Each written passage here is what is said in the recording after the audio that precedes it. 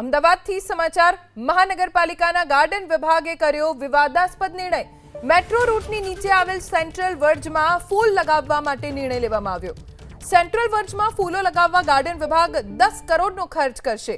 Pilot project તરીકે દૂરદર્શન કેન્દ્ર metro route ઉપર પ્લાન્ટેશન કરવામાં આવશે। અલગ અલગ 8 તબક્કામાં શહેરભરના મેટ્રો રૂટ ઉપર પ્લાન્ટેશન થશે।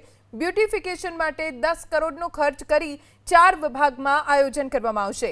એક જ રંગના તમામ ફૂલોને મેટ્રો રૂટની નીચેના ભાગમાં રોપવામાં આવશે।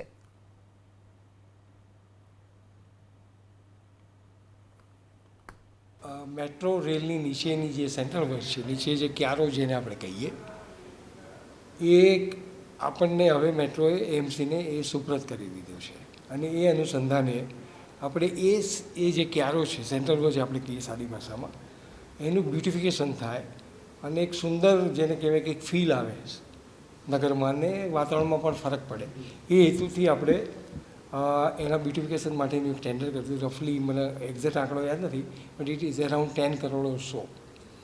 અને એના માટે એજન્સી પણ નક્કી થઈ ગઈ છે, એજન્સીનું એ પણ મંજૂર થઈ ગયું છે અને એના જે પીએમસી છે એ પણ નક્કી થઈ ગઈ છે, પ્રોજેક્ટની એજન્સી। હવે આ ખૂબ જ મહત્ત્વાકાંક્ષી બાબત છે અને કમિશનર સાહેબ પોતે આમાં ઇન્ટરેસ્ટ લઈને એક એમના પોતાના વિઝનથી આ કામગીરી સુંદર રીતે થાય એ સાહેબનો હેતુ છે।